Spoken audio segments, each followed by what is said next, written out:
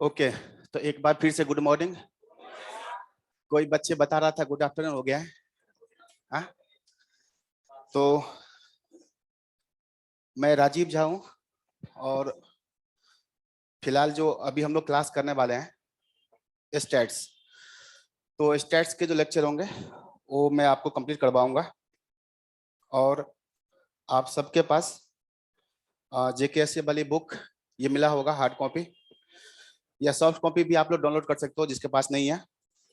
ठीक है, तो थोड़े बहुत सिलेबस के बारे में बता देते हैं आपको।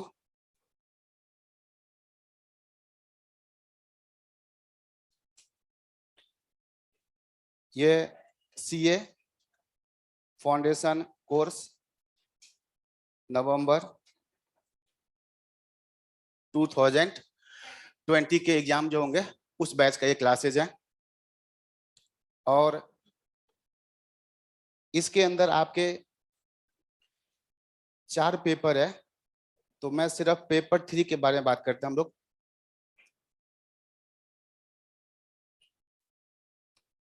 पेपर 3 100 क्वेश्चंस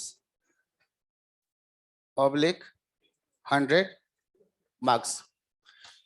तो पेपर 3 जो है 100 क्वेश्चन सभी के सभी, देखो 100 क्वेश्चन है और 100 मार्क्स है। इसका मतलब एक क्वेश्चन एक एक नंबर के होंगे, तो मल्टीपल चॉइस क्वेश्चंस ये सब जो पेपर है 3rd एंड 4th दोनों के दोनों मल्टीपल चॉइस क्वेश्चंस आपको मिलेंगे एग्जाम में। और पेपर 3 पार्ट्स में डिवाइडेड है। जो 3rd पेपर है ये divided into 3 parts. In general आपको मालूम होगा ही, पार्ट ए बिजनेस मैथमेटिक्स और इसका वेट कितना है 40 questions. Part be logical reasoning और इसके 20 क्वेश्चंस हैं। ठीक है, एंड इसका जो तीसरा पार्ट है पार्ट सी, सिलेबस में लिखा हुआ है ओनली, क्या नाम है स्टैटिस्टिक्स, लेकिन मैं इसको लिख रहा हूं बिजनेस स्टैटिस्टिक्स। मतलब मैथ सीखना है और उसका बिजनेस एप्लीकेशन सीखना है। सिमिलरली आपको स्टैट सीखना है, एवरेज क्या होता है, कैसे निकलता है, एएम होता है, जीएम होता है, एचएम होता है, उसका एप्लीकेशन क्या है बिजनेस में, ये भी सीखना है। तो एप्लीकेशन बेस्ड क्वेश्चन ज्यादा होता है। तो पार्ट सी बिजनेस स्टैटिस्टिक्स और इसके भी कितने क्वेश्चन होंगे 40 क्वेश्चन होंगे। ठीक है, और ये 60 क्वेश्चंस और ये 40 क्वेश्चन, इसको आप 2 भाग में बांट दो। सेकेंड पार्ट बी और सी मिला के अगर आपको टाइम लगता है उसको पढ़ने में 1 मंथ, मतलब एवरेज बता रहा हूँ 1 महीने का, तो इसको पढ़ने में लगता है टाइम 1.5 मंथ। यहाँ मेहनत ज्यादा है मार्क्स कम है, वहां मेहनत कम है मार्क्स ज्यादा है। मतलब अभी जो हम लोग क्लास करेंगे बिना नॉर्मल जो टाइमिंग होंगे, तो जितने टाइम में मैथ खत्म होता है, ठीक है, उससे कम टाइम में स्टैट और एलआर दोनों खत्म हो जाता है। ठीक है, और 60 मार्क्स के हैं और इन जनरल 60 में से आप 55 क्वेश्चंस वहीं से सही कर पाओगे। ठीक है, मैथ के चैप्टर भी हैं, जिसमें सबसे इंपॉर्टेंट चैप्टर की बात करें तो चैप्टर है 4 टाइम वैल्यू ऑफ मनी। अकेला एक चैप्टर पढ़ लो तो लगभग आधा मैथ खत्म हो जाता है, आधा मैथ। ठीक है, TBM time value of money, उसमें 12 से लेके 16, मतलब 12 क्वेश्चन 13 क्वेश्चन, ठीक है, 16 तक कुछ भी आ सकता है। तो जो भी है एक चीज मैंने बता दिया। तो मेन क्या है, अगर आप देखोगे कुछ चीज जो बताने लायक है, मैथ के चैप्टर हैं टोटल 8, उसमें मैं सिर्फ 2 चैप्टर के बारे में बताऊंगा, एक चैप्टर 3 और एक चैप्टर 4। थोड़ा सा बताता हूं। चैप्टर 3 का नाम है इनइक्वालिटीज, इससे एग्जाम में एक क्वेश्चन आता है, इसका क्या वेट है देखो। और चैप्टर है 4, इससे एग्जाम में 12 to 16 क्वेश्चन आते हैं। तो इसका क्या इंपॉर्टेंस है ये देखो। मैथ में LR में जो 4 चैप्टर हैं चारों इक्वली इंपॉर्टेंट है। इक्वली इंपॉर्टेंट का मतलब सबसे मान लो आप एवरेज 5 क्वेश्चन। मैथ के जो बाकी चैप्टर्स हैं एवरेज 4 क्वेश्चन, 4 क्वेश्चन 5 क्वेश्चन। बाकी जिसको मैंने नहीं लिखा है ना उससे आप मान के चलना एवरेज 4 या 5 क्वेश्चन। जिसको ऊपर ध्यान देना है उसको देखो। स्टैट में आ जाओ तो स्टैट में एक चैप्टर है, LR के टोटल 4 चैप्टर्स हैं। मैथ के बारे में हम बात नहीं करेंगे, वैसे इसमें टोटल 8 चैप्टर्स है मैथ में। LR में कितने हैं? 4 चैप्टर्स। और जो स्टैट्स है इसमें जो चैप्टर है सेकेंड और थर्ड, मतलब हम लोग जो बात कर रहे हैं जो यहाँ से आपको बुक मिला है ना उसी बुक के हिसाब से बात कर रहे हैं। चैप्टर सेकेंड और थर्ड इसको मिला लोगे तो इससे क्वेश्चन आते हैं 15। बाकी सबसे कितना है? 5, 4 5 4 5। तो बाकी के ऊपर ध्यान देने की जरूरत नहीं है। जो मेन चैप्टर्स होता है ना किसका कितना वेटेज है, तो बाकी चैप्टर जो बच गया सबसे 4 क्वेश्चन या 5 क्वेश्चन। ज्यादा ध्यान देने वाली बात यहाँ पर है, स्टैट के चैप्टर है सेकेंड थर्ड। सेकेंड थर्ड में क्या पढ़ना होता है? मीन, मीडियन मोड और डिस्पर्सन। डिस्पर्सन मतलब range, quartile deviation, standard deviation. कभी कोई पढ़ा हो 11 12 में तो याद आ रहा होगा, नहीं तो मीन मीडियन मोड का नाम तो सब सुना होगा, 10th क्लास तक तो है ही है। ठीक है, तो सेकंड चैप्टर में मीन मीडियन मोड है और डिस्पर्सन होता है, स्टैंडर्ड डेविएशन, क्वार्टाइल डेविएशन। तो ये एक आसान सा एरिया है जिससे मैक्सिमम नंबर ऑफ क्वेश्चंस आते हैं। ठीक है, तो टोटल चैप्टर्स मैथ में टोटल 8 चैप्टर्स हैं, LR में 4 चैप्टर है और स्टैट में इन टोटल जो है 7 चैप्टर्स हैं, 7 या 8 चैप्टर्स हैं। ठीक है, 1 2 3 4, इंडेक्स नंबर है 5 और प्रोबेबिलिटी के 2 चैप्टर बना दिया है जबरदस्ती तो 7 और एक लास्ट चैप्टर है, 8 चैप्टर है टोटल इस बुक के हिसाब से। टोटल लास्ट चैप्टर आपको हो सकता है 9 चैप्टर दिख रहा है क्या? चैप्टर नंबर 9 तो कोई चैप्टर नहीं, उसमें टेबल वगैरह है। ठीक है, तो इन जनरल यहाँ पर 8 चैप्टर्स हैं और कुछ चैप्टर्स जैसे मान लो ICI का बुक है, ICI का जो मॉड्यूल स्टडी मटेरियल, उसमें कोई चैप्टर है मान लो 1, उसको यहाँ पर बांट के 2 कर दिया है। जैसे प्रोबेबिलिटी का यहाँ चैप्टर है ना 7 और 8, वहां पर एक ही चैप्टर है। ठीक है, तो यहाँ पर कुछ बाइफर्केशन है तो कोई दिक्कत नहीं। हम लोग जो आज बात करने वाले हैं पार्ट सी। एक चीज बताओ, अगर आप के सामने 100 क्वेश्चन है, 100 क्वेश्चन, ठीक है, आंसर शीट आपको मिलेगा कि कोई भी क्वेश्चन मान लो कोई भी क्वेश्चन है, उसके आंसर शीट में हर क्वेश्चन के सामने 4 सर्कल, 4 सर्कल के अंदर क्या लिखा होगा? ABCD। आप कितने सर्कल को सेट करोगे? एक सर्कल को, एक से अधिक को नहीं करना है। सेट करने के पीछे पर्पस से आपने इसको सेट कर दिया। ठीक है, सिस्टम के थ्रू चेक होगा तो जिसको आपने सेट किया ना वो लेटर अब विजिबल नहीं है। आप HB पेंसिल जो एक्स्ट्रा डार्क करता है वो यूज करोगे या आप बॉल पेन भी यूज कर सकते हो, लेकिन बॉल पेन यूज करोगे तो फिर दोबारा आप चेंज नहीं कर पाओगे। ठीक है, मान लो पेंसिल, पेंसिल यूज करो। एक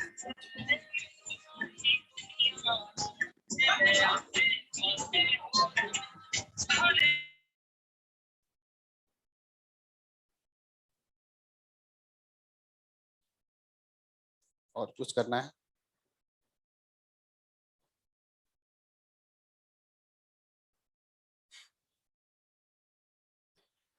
यस, तो आपको जो मिलेगा ना आंसर शीट, उसमें एक सर्कल को आप सेट करोगे। तो इसमें कुछ प्रॉब्लम क्या है, मान लो कि आप कहोगे कि सर मैंने पेंसिल से सेट किया, कोई दुश्मनी निकालने के लिए मैंने सेट किया भी, उसको मिटा के उसको सी कर दे। ठीक है, तो हम कैसे चेक कर पाएंगे ये चीज? तो ऐसा तो नहीं होता है। ठीक है, कि आपने जैसे माने आंसर शीट सबमिट कर दिया, अब जहां गया तो थोड़े ना कि कोई किसी का नाम लिखा होता है, रोल नंबर लिखा होता है, तो ऐसा कुछ होता नहीं है। ठीक है, कि आपका आंसर कोई बदल दे, करना चाहे तो हो सकता है कोई कर सकता है। ठीक है, तो हम पेन यूज कर लें, तो पेन यूज करोगे तो उसमें दिक्कत है कि आप आंसर को चेंज नहीं कर पाओगे। दूसरा एक और चीज है, अगर आपने कोई हार्ड पेंसिल यूज किया, आपने बी सेट कर दिया, लेकिन लेटर जो बी है ना बहुत ज्यादा विजिबल है, आपको देखने से ही लग रहा है, तो सिंपल वो लेंस के थ्रू ही चेक होता है। सिस्टम में तो स्कैनर होता है, स्कैनर का मतलब क्या करेगा, वो लेंस ही होता है एक तरह से। तो अगर उसको ABCD चारों लेटर दिख गया तो हो सकता है कि क्वेश्चन कहाँ पहुंच जाएगा आपका? अनअटेम्प्टेड में। ठीक है, मतलब कोई क्वेश्चन है ना, हर क्वेश्चन का सर्कल चेक किया तो सिस्टम से चेक हुआ, तो सॉफ्टवेयर को क्या दिखा, letter A B C D सब दिख गया, आपने सेट किया है बी, लेकिन बी मान लो बहुत लाइट हो गया सेट, ठीक है, या फिर एक जगह से ट्रांसपोर्टेशन में होते होते घिसते घिसते कुछ साफ हो गया, तो वो कहाँ चला जाएगा, अनअटेम्प्टेड में। अनअटेम्प्टेड का मतलब चारों लेटर अगर दिख गया ना तो वो अनअटेम्प्टेड है। आपने बी सेट कर दिया तो बी थोड़ा सा अगर सेडेड लग रहा है तो क्या हो गया, अटेम्प्टेड में। फिर उसके जो सॉफ्टवेयर में फिर जो उसके क्या बोलते हैं उसको, मेमोरी में उस क्वेश्चन के आंसर क्या होंगे उससे मैच करेगा। अगर बी है तो आपको मार्क्स मिल जाएंगे 1, और अगर मान लो गलत है तो क्या हो गया, निगेटिव मार्किंग। इनकरेक्ट में कितना निगेटिव मार्किंग, 1/4। तो मैं बता रहा हूं जिस क्वेश्चन के चारों लेटर विजिबल है वो क्वेश्चन क्या होगा, अनअटेम्प्टेड। तो आप 100 क्वेश्चन में से, मैथमेटिक्स थोड़ा सा मैं स्टार्ट करता हूं, मान लो आपने क्या किया, 90 क्वेश्चन, 90 क्वेश्चन आपने अटेम्प्ट किया, बच गया 10 क्वेश्चन, 10 क्वेश्चन क्या हो गया, अनअटेम्प्टेड। ठीक, अब जो 90 क्वेश्चन आपने अटेम्प्ट किया इसमें दो पॉसिबिलिटी है, दो पॉसिबिलिटी है। मान लो 84 आपका करेक्ट है, ठीक, 84 करेक्ट है, 6 क्वेश्चंस इनकरेक्ट है, ठीक है। हर एक क्वेश्चन करेक्ट पे, एक एक क्वेश्चन पे पॉजिटिव एक एक नंबर मिलेगा। तो यहाँ क्या मिलेगा आपको, मार्क्स, जो मार्किंग होगा यहाँ पर मार्किंग होगा +84। जो रॉन्ग क्वेश्चन है हर एक रॉन्ग क्वेश्चन पे 1/4 निगेटिव मार्किंग होगा, 1/4 निगेटिव मार्किंग, मतलब -1/4 ऑफ 6 निगेटिव मार्किंग, कितना, 1.5। तो ये आपका निगेटिव हो गया। और जो क्वेश्चन 10 क्वेश्चन जो आपने अटेम्प्ट नहीं किया इस पे क्या मिलेगा, इस पे 0 मिलेगा, ना पॉजिटिव ना निगेटिव, बिल्कुल बीच में। तो करेक्ट वाले पे ये, तो ये मार्किंग बता रहा हूं, मार्किंग। अब टोटल मार्क्स, ठीक है, टोटल मार्क्स कितना हो जाएगा, टोटल मार्क्स 84 प्लस का माइनस का ये प्लस का 0, कितना आ गया ये 82.5। लेकिन अभी आपके कोर्स में सीए फाउंडेशन है, ये पेपर सिमिलर था पहले भी सीपीटी में, और वहां पर भी नेगेटिव मार्किंग ऐसे ही था। तो ये है टोटल मार्क्स, लेकिन जो मार्कशीट आएगा ना, मार्कशीट किसी भी एग्जाम का देखोगे, सब्जेक्ट बगल में क्या लिखा होता है, मैक्सिमम मार्क्स, फिर बगल में क्या होता है, मिनिमम रिक्वायर्ड, मिनिमम कितना चाहिए 40%, ठीक है। और उसके बाद क्या लिखा होता है, मार्क्स ऑब्टेन्ड, मार्क्स ऑब्टेन्ड।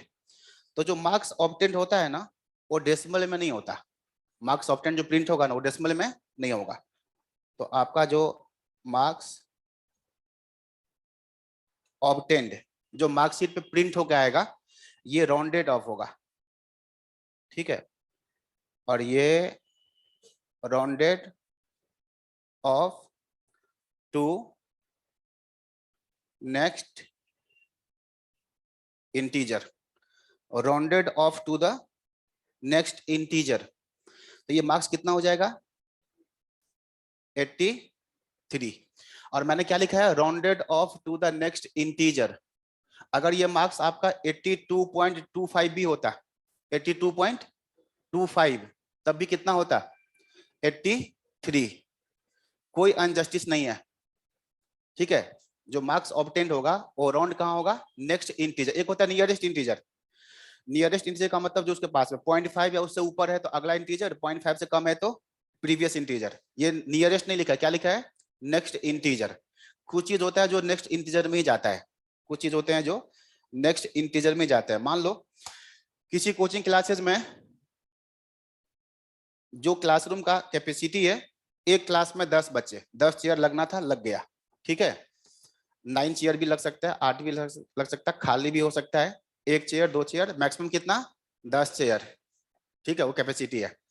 अब मान लो कोचिंग क्लासेस के पास 56 स्टूडेंट आया तो कितना क्लासरूम चाहिए, 56 स्टूडेंट है, कितना क्लासरूम चाहिए 6। 53 स्टूडेंट है, कितना क्लासरूम चाहिए 6।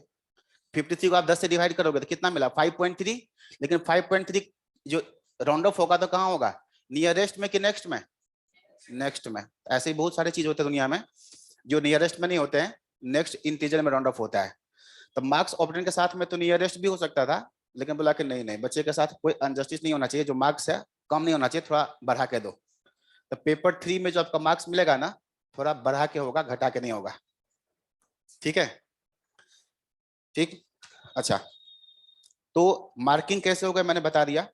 अच्छा, आप सबको मालूम है पासिंग क्राइटेरिया, पासिंग क्राइटेरिया क्या है, मिनिमम 40% इन ईच पेपर। तो 4 पेपर है ना, minimum 40% in each paper and minimum 50% in aggregate. जहां भी एग्रीगेट होगा ना, मतलब सारा मिला के, ठीक है। एग्रीगेट मतलब जहां भी 2 या 2 से ज्यादा ग्रुप होता है ना, जहां ग्रुप ऑफ पेपर्स होते हैं, 2 आदमी का ग्रुप आ गया, 3 का ग्रुप आ गया, उसको बोलते हैं एग्रीगेट। तो मिनिमम एग्रीगेट चारों मिला के मिनिमम 50%। अच्छा, दूसरा चीज मैं बताता हूँ सिंपल, 100 क्वेश्चंस, तो बताओ कितने टाइम में, 120 मिनट्स, बिल्कुल ठीक, 120 मिनट्स, 2 आवर्स, 2 आवर्स। ठीक है, इंटरनेशनल स्टैंडर्ड है, जहां पर भी मल्टीपल चॉइस क्वेश्चंस होते हैं वहां पर टाइम ऐसे ही होता है। यही पेपर अगर सब्जेक्टिव होता ना तो फिर आपको मिलता 3 आवर्स, लेकिन ऑब्जेक्टिव है तो जो बाकी जगह होता है उसी हिसाब से। तो बताओ एक क्वेश्चन पे कितना टाइम, एक क्वेश्चन पे कितना टाइम, 120 को डिवाइड करो 100 से, 1.2 मिनट्स। 1.2 मिनट का मतलब क्या, इसका मतलब क्या,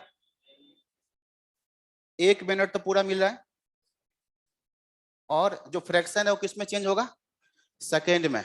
मतलब पूरा मिनट नहीं है ना, मिनट का फ्रैक्शन हो गया तो क्या आएगा, सेकेंड। कितना सेकेंड, कितना सेकेंड, 20 सेकेंड, नहीं, कितना सेकेंड, सिंपल नियम, मिनट को सेकेंड में बनाओगे तो क्या करते हैं, 60 से मल्टीप्लाई। 2 मिनट में कितना, 2 मिनट में कितना सेकेंड, कैसे, 60 से मल्टीप्लाई, यही ना। तो जो मिनट है ना 0.2, उसको भी तो 60 से मल्टीप्लाई करोगे, 100 से क्यों मल्टीप्लाई करोगे, 100 से मल्टीप्लाई क्यों करोगे।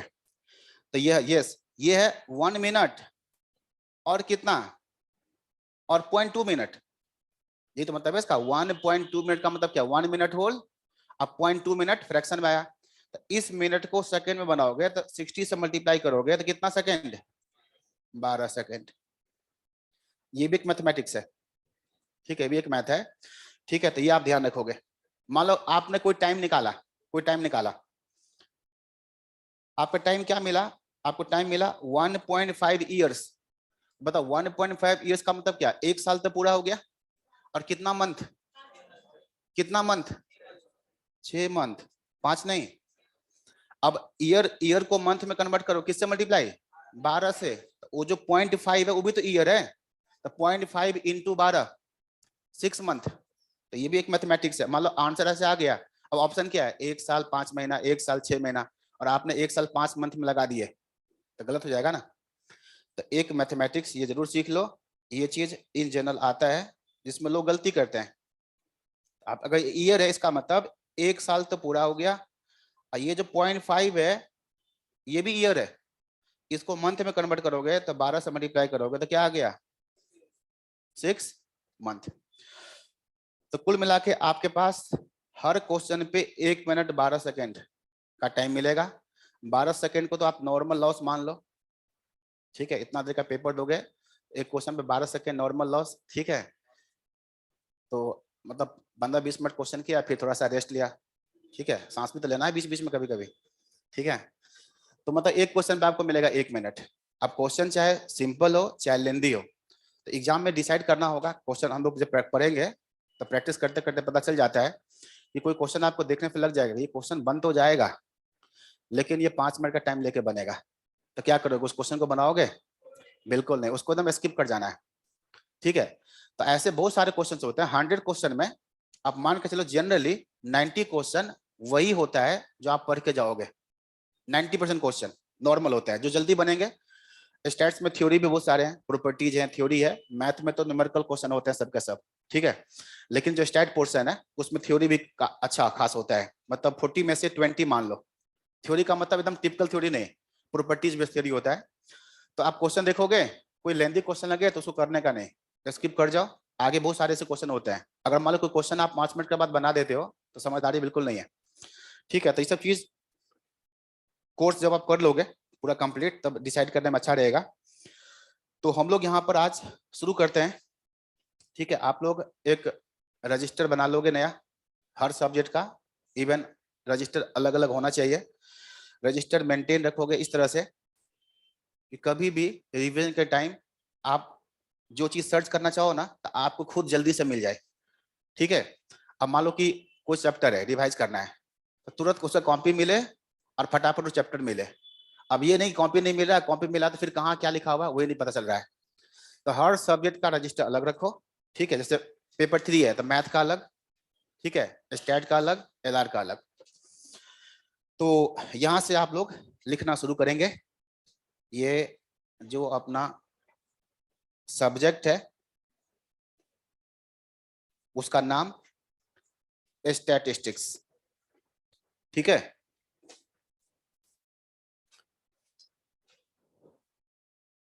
और इसमें chapter 1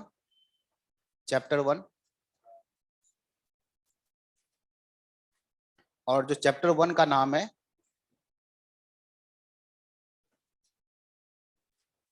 statistical statistical description of data. अब मैं चैप्टर वाइज भी मार्क्स लिख दिया करेंगे, जिसके बारे में नहीं लिखा था उसके बारे में। इस चैप्टर से जनरली 5 क्वेश्चन आता है एग्जाम में, मतलब चैप्टर 1, 2 और 3 मिला दो तो आधा स्टैट, ठीक है। चैप्टर 1, 2, 3 मिला दो, 2 और 3 मिला के कितना लिखा था मैंने, 15 क्वेश्चन, यहाँ से 5। तो चैप्टर 1, 2, 3 से आधा स्टैट 20 नंबर, जो बहुत आसान होता है सबके लिए। स्टैटिकल डिस्क्रिप्शन ऑफ डेटा, इसमें सबसे फर्स्ट पॉइंट हम लोग लिखेंगे definition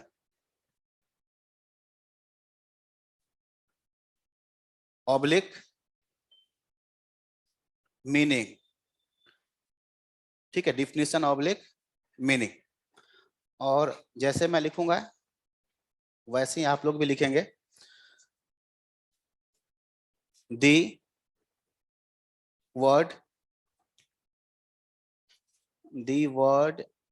statistics is used in 2 senses. The word statistics is used in 2 senses. ये मीनिंग समझ लो या डिफिनीशन, ठीक है। और बिल्कुल एग्जाम ओरिएंटेड तरीका से हम लोग पढ़ाई करेंगे। स्टैट वर्ड का यूज 2 सेंस में होता है, एक क्वेश्चन तो यही हो गया। The word stat is used in how many senses, 1 senses, 2 senses, no senses, ठीक है, 2 सेंसेज। अब कैसे, तो यहां से हम लोग इसको एरो डायग्राम में लिखेंगे। काफी इंपॉर्टेंट चीज है, 2 सेंस में क्या फर्स्ट है, तो आप एक लिखोगे इन प्लूरल सेंस, और दूसरा होगा इन सिंगुलर सेंस, उसको हम लिखते हैं बाद में। तो फर्स्ट लिखोगे in plural sense. In plural sense it is, और जो उसका नाम है अब मैं लिख रहा हूं इट इज स्टैटिकल डेटा। ये इट इज स्टैटिकल डेटा। और यहां लिखते हैं हम लोग इन singular sense, in singular sense it is it is statistical method, it is statistical method. पूरे स्टैट के अंदर जो कुछ भी पढ़ाई करना है, अगर स्टैट का यही दो मतलब होता है तो पूरे स्टैट का जो सिलेबस है ना, सब कुछ इसी दो नाम के अंदर ही कवर होता है। जो भी आप करोगे स्टैट के अंदर सब यही है। तो पहले एक तो इसको रटने का तरीका देखो। स्टैट का डेटा, डेटा मतलब बहुत सारे, ठीक है। डेटा मतलब दो या दो से ज्यादा। तो डेटा मतलब बहुत सारे, तो सेंस क्या होगा? प्लूरल। प्लूरल मतलब दो या दो से ज्यादा। और मेथड का मतलब क्या होता है? Particular method. मेथड का सेंस क्या आता है? पर्टिकुलर, इस मेथड से चाहे इस मेथड से। तो मेथड मींस पर्टिकुलर मेथड। अब पर्टिकुलर का क्या सेंस है? Singular sense. इसको माइंड में सेट करो पहले। रटने का तरीका, डेटा मतलब बहुत सारे, बहुत सारे का मतलब कौन सा सेंस? Plural sense. और स्टैटिकल मेथड, मेथड का मतलब पर्टिकुलर सेंस आता है, पर्टिकुलर मेथड। तो पर्टिकुलर का मतलब सिंगुलर। तो ये याद रखना एकदम आसान सा काम है। क्यों ऐसे आप याद रखोगे? कभी क्वेश्चन आ जाएगा, stat means statical data in which sense, और ऑप्शन रहेगा singular sense, plural sense, common sense, nonsense. ठीक है, हाँ कुछ होता है। अब स्टैट मींस स्टैटिकल डेटा, कौन सा सेंस? अब डेटा है तो प्लूरल सेंस। अब ये आप नहीं कर सकते, नहीं नहीं याद नहीं हो रहा, कंफ्यूजन हो रहा है। कोई कंफ्यूजन नहीं, मैंने भी ऐसे याद किया हुआ है। ठीक है। तो एक तो ये हो गया कि दो सेंस में इसका यूज होगा। अब मुझे ये समझाना है कि स्टैटिकल डेटा क्या होता है और स्टैटिकल मेथड क्या होगा। तो ये आपका फर्स्ट एरो हो गया, मीनिंग या डिफिनेशन। अब मैं यहाँ पर लिख रहा हूँ, ऐसे लिखते जाना आप, पॉइंट वाइज एरो देना, लिखते जाना। अब मुझे समझाना है कि स्टैटिकल डेटा क्या होता है। स्टैटिकल डेटा, तो स्टैट में क्या होता है? स्टैट का स्टडी का क्या मतलब है कि हम लोग स्टैट में ग्रुप का स्टडी करते हैं, ग्रुप का स्टडी करते हैं, या उसी को बोलते हैं एग्रीगेट स्टडी करना। किसी एक आदमी का ऊपर हम लोग स्टडी नहीं करते। जहां भी दो या दो से ज्यादा लोग हैं तो ग्रुप हो गया। तो ग्रुप के ऊपर कोई स्टडी करते हो, दैट इज कॉल्ड स्टैट। तो स्टैट में पहले क्या डिसाइड करना होता है? ये ग्रुप जिसके ऊपर आप स्टडी करोगे, सबसे पहले ग्रुप डिसाइड करना होगा जिसके ऊपर आप स्टडी करोगे। कहने का मतलब स्टैट के अंदर ग्रुप स्टडी होता है, या इसी को हम क्या बोलते हैं? एग्रीगेट, एग्रीगेट स्टडी होता है। स्टैट में किसी ग्रुप के ऊपर स्टडी होता है या एग्रीगेट स्टडी होता है, नंबर वन। अब ग्रुप मान लो, चलो ग्रुप डिसाइड हो गया। जैसे ग्रुप दो तरह से होता है। सीए फाउंडेशन का सारा स्टूडेंट, ये कहलाएगा पॉपुलेशन। और सीए फाउंडेशन का आप सब जो स्टूडेंट हो, ये कहलाएगा सैंपल या ग्रुप। ठीक है। अगर पॉपुलेशन बहुत छोटा सा है, मान लो 100 लोगों का पॉपुलेशन है, तो वही ग्रुप हो गया। लेकिन कहीं कहीं क्या होता है, पॉपुलेशन बहुत लार्ज होता है, कंप्लीट स्टडी करना असंभव है। हम क्या करते हैं, उस पॉपुलेशन से कोई सैंपल लेते हैं, सैंपल एक तरह से ग्रुप हो गया, उस ग्रुप का स्टडी कर लेते हैं और उस बेसिस पे हम फिर पॉपुलेशन के ऊपर एस्टिमेट लगाते हैं। तो जो भी हम लोग स्टेट में ग्रुप के ऊपर स्टडी करते हैं। अब सवाल है स्टडी ऑफ व्हाट। अब सवाल है कि हम क्या चीज का स्टडी करते हैं, क्या चीज का स्टडी करते हैं। तो इसका आंसर है कैरेक्टरिस्टिक्स ऑफ द ग्रुप। क्या चीज का हम स्टडी करेंगे? ग्रुप का कैरेक्टरिस्टिक्स। तो स्टडी जो होगा वो स्टडी होगा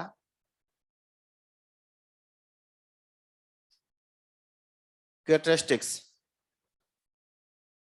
ऑफ ग्रुप, ग्रुप का कैरेक्टरिस्टिक्स। किसी ग्रुप के ऊपर आप क्या स्टडी करोगे?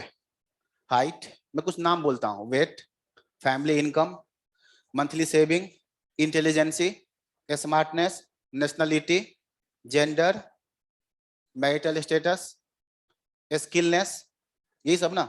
कोई भी ग्रुप है तो मैंने जितना नाम लिया ना, ये सब का सब कहलाता है characteristics of the group. Worker, मान लो वर्कर का ग्रुप है, तो हम क्या स्टडी करेंगे? मंथली वेजेस या मंथली सेविंग, ठीक है, या स्किलनेस, कितने स्किल्ड है, कितने सेमी स्किल्ड है, जो भी स्टडी करना चाहो। तो इन सबको हम बोलते हैं कैरेक्टरिस्टिक्स। अभी मैं स्टैटिकल डेटा का प्रॉपर डिफिनेशन नहीं लिख रहा हूं, मैं समझा रहा हूं। ठीक है। स्टैट में एक ग्रुप डिसाइड होगा पहले जिसके ऊपर स्टडी करना है, फिर डिसाइड होगा क्या चीज का, तो दैट इज कॉल्ड कैरेक्टरिस्टिक्स। और ये जो कैरेक्टरिस्टिक्स होता है ना, ये दो तरह का होता है। एक होता है मेजरेबल, एक होता है नॉन मेजरेबल। हाइट हो गया, वेट हो गया, एज हो गया मेजरेबल, वेजेज हो गया मेजरेबल, ठीक है। स्किलनेस, स्मार्टनेस, जेंडर, वो क्या हो गया, नॉन मेजरेबल। तो ये जो कैरेक्टरिस्टिक्स होता है ये दो तरह का होता है। तो पहले मैं लिखता हूं यहाँ पर नॉन मेजरेबल, मतलब जिसको मेजरमेंट करने का कोई स्केल नहीं बना हुआ है। जैसे हाइट हो गया तो मीटर सेंटीमीटर है ना स्केल। ऑनेस्टी को मेजरमेंट करने का कोई स्केल है, केजी क्विंटल में, ऐसा कुछ भी नहीं ना। तो यहाँ पर मेजरेबल और नॉन मेजरेबल, तो दो एरो लेकर के आप लिख लीजिए। One is non measurable and other is measurable. जो नॉन मेजरेबल होता है ना, उस कैरेक्टरिस्टिक्स को क्या बोलते हैं, उसको बोलते हैं क्वालिटेटिव, क्वालिटेटिव कैरेक्टरिस्टिक्स। क्वालिटेटिव, या और भी नाम है एट्रीब्यूट, या इसका एक और तीसरा नाम है ordinal, ordinal study. Non measurable characteristics is called qualitative. Qualitative main नाम है, जो मेन नाम है ना क्वालिटेटिव। एट्रीब्यूट क्वालिटी को ही बोलता है, क्वालिटी या एट्रीब्यूट, उसी को हम क्या बोलते हैं, ऑर्डिनल। जो मेजरेबल है, measurable characteristics of the group is called quantitative, quantitative,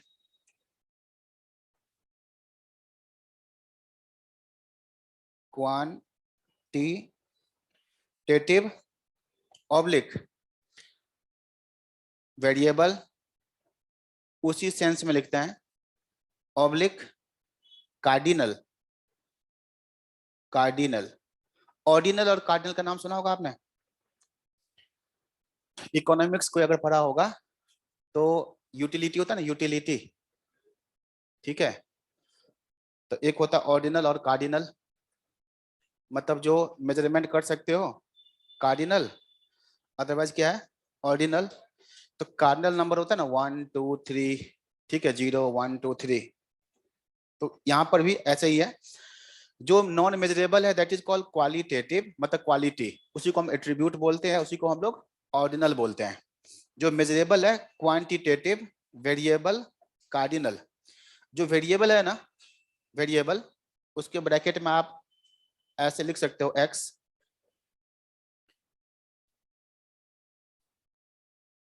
जो वेरिएबल है उसके साथ में आप ऐसे लिख सकते हो, वेरिएबल में या तो एक्स होगा या वेरिएबल में एक्स कॉमा वाई होगा।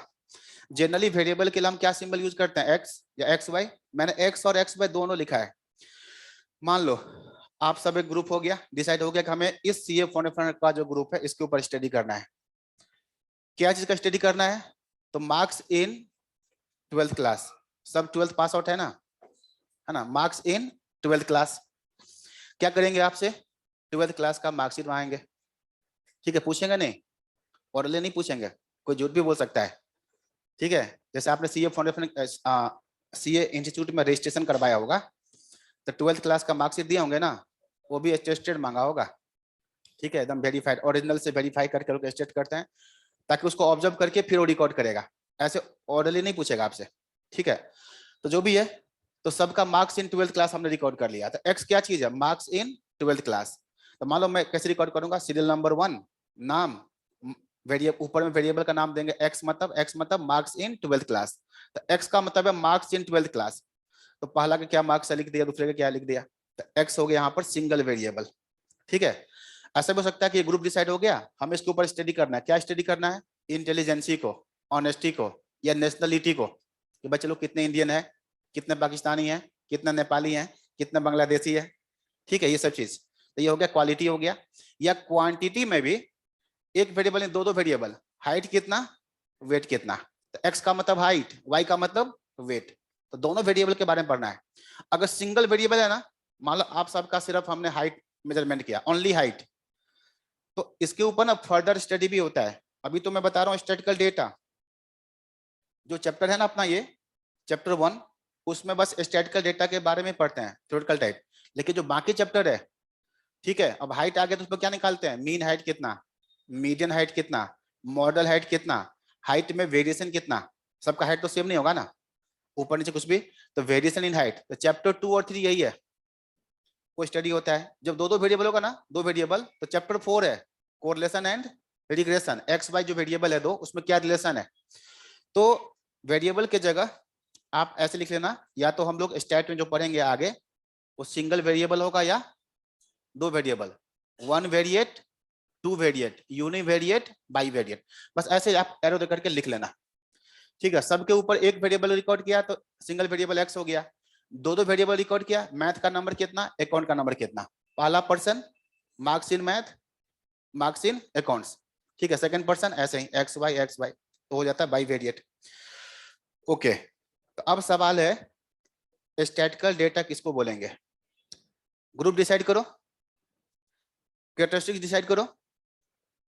ग्रुप में जितने भी इंडिविजुअल है, हर एक इंडिविजुअल के ऊपर उस कैरेक्टरिस्टिक्स को ऑब्जर्व करो या मेजर करो और उसको रिकॉर्ड करो, तो आपको क्या मिल जाएगा, स्टैटिकल डेटा। जैसे मैंने बताया ग्रुप डिसाइड हो गया, कैरेक्टरिस्टिक्स क्या डिसाइड हुआ, marks in 12th class decide हो गया, मार्कशीट मांगेंगे, उसको देखेंगे, रिकॉर्ड करेंगे, पहला स्टूडेंट का मार्क्स कितना, दूसरे का कितना, तीसरे का कितना, तो क्या मिल जाएगा हमारे पास, स्टैटिकल डेटा। तो स्टैट का जो पहला मीनिंग है स्टैटिकल डेटा, उसका मतलब यही है, ग्रुप, ग्रुप के ऊपर कैरेक्टरिस्टिक्स, उसको हम क्या करेंगे, ऑब्जर्व करेंगे या मेजर करेंगे। मान लो कि हमें क्या निकालना है, हाइट, तो हाइट के लिए हम आपसे कोई डॉक्यूमेंट नहीं मांगेंगे, मेजरमेंट कर लेंगे, मेजरिंग टेप होगा, टेप से नापेंगे, रिकॉर्ड करेंगे। वेट नापना है तो वेट के लिए कोई डॉक्यूमेंट नहीं मांगेगा, वेइंग मशीन होगा उस पर आ जाओ, ठीक है, मेजरमेंट कर लेंगे, रिकॉर्ड कर लेंगे। लेकिन एज है तो एज को थोड़े नाप लेंगे टेप से, ठीक है, तो एज के लिए क्या करना होगा, 10th क्लास का मार्कशीट या बर्थ सर्टिफिकेट दिखाओ, पूछना नहीं किसी से, ठीक है, पूछना नहीं है। तो कुछ चीज क्या होता है, ऑब्जर्व करते हैं, मतलब कोई डॉक्यूमेंट्री एविडेंस दिखाओ जिसको हम ऑब्जर्व करेंगे, पर देखेंगे नकली तो नहीं है, ठीक है, असली होना चाहिए, उसके बाद उसमें लिखा हुआ उसके हिसाब से रिकॉर्ड करेंगे। अब कुछ चीज क्या होता है, हाइट हो गया, वेट हो गया, उसको हम मेजरमेंट कर लेंगे, मेजरमेंट मेजरमेंट, ठीक है। तो मैं क्या करता हूँ, अब एक लाइन का डिफिनेशन लिखता हूँ, स्टैटिकल डेटा क्या होता है। तो स्टैटिकल डेटा का मतलब है यहाँ पर characteristics,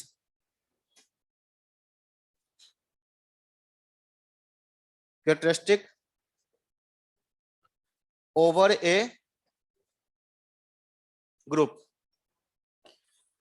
characteristics over a group,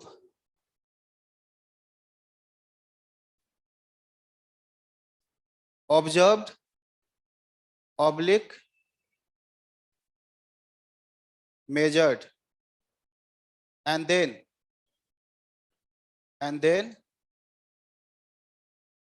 recorded। अब ये नहीं कि देख के छोड़ दिया, मेजरमेंट कर लिया, वेट 80 kg लिखा ही नहीं कहीं पर, ठीक है, and then recorded is called statical data,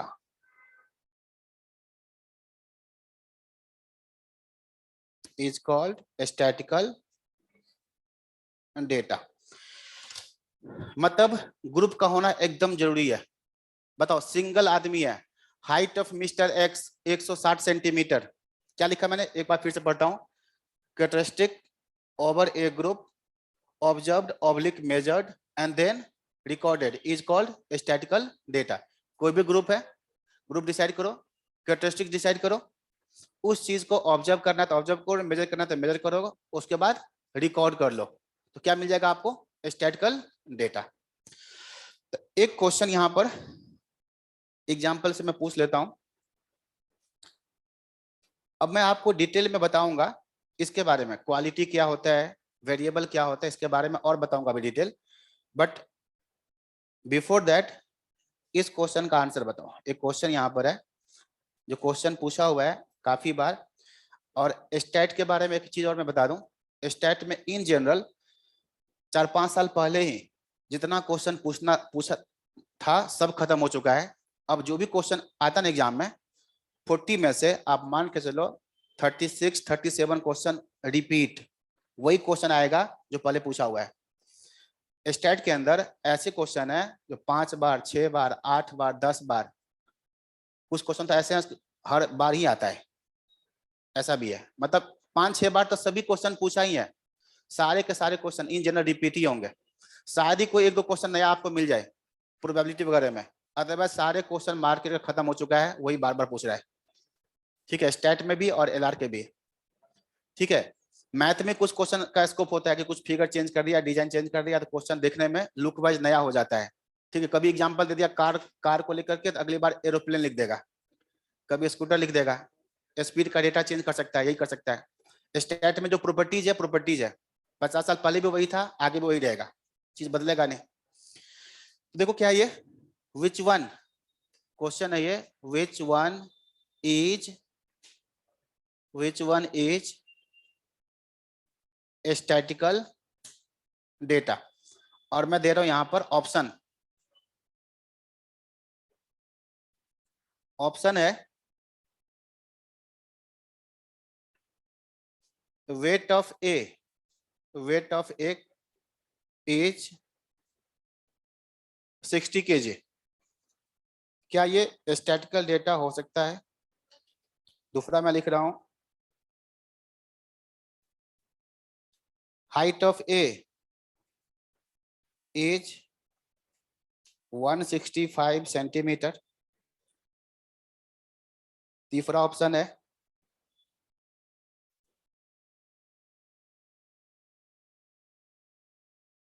wait of B is 55 kg।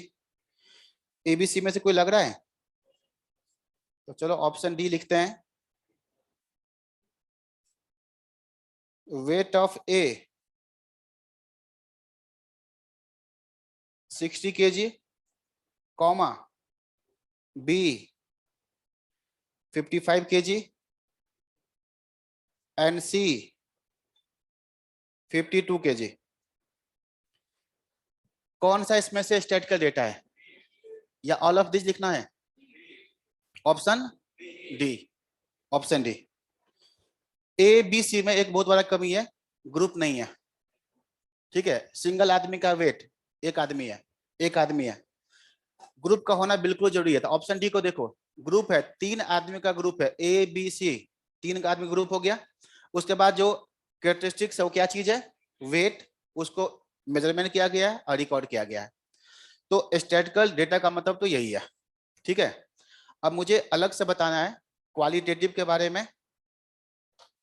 चलो लिख लो इसको।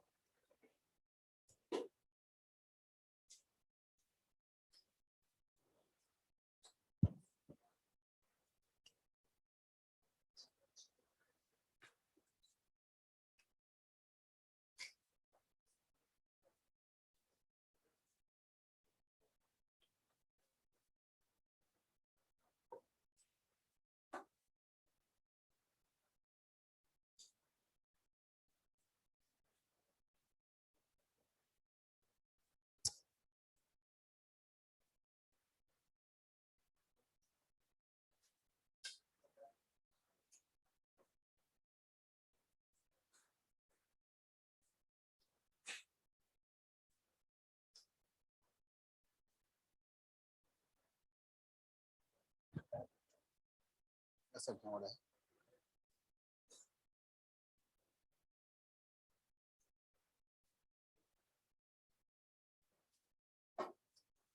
ठीक है, ये क्या है?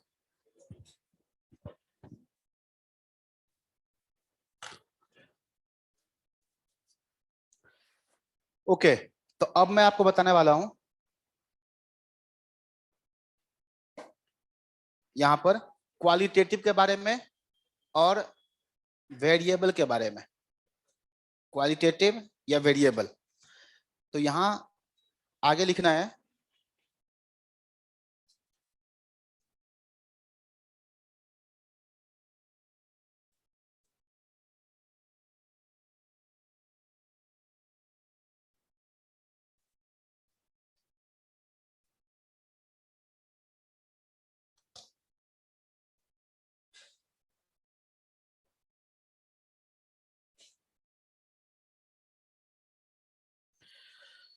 क्वालिटेटिव डेटा का क्या मतलब है? अगला एरो दे दो और लिखोगे क्वालिटेटिव।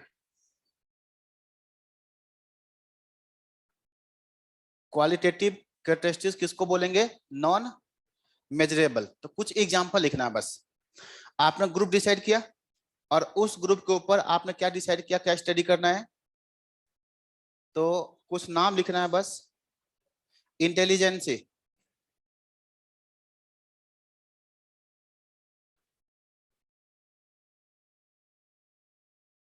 इंटेलिजेंसी,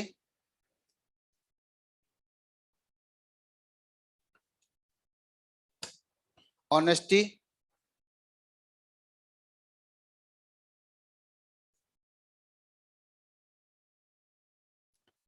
स्किलनेस। मतलब आपसे ऐसे इंफॉर्मेशन पूछेगा कि group of 100%, group of 100% is studied on the basis of skilled, semi-skilled and unskilled. This data is qualitative data. कितने skilled है, कितने semi-skilled है, कितने unskilled है। ग्रुप ऑफ 100%, मान लो कि ऑनेस्ट है तो कितना ऑनेस्ट है, कितना डिसऑनेस्ट है। तो इसके कुछ एग्जांपल लिखना है।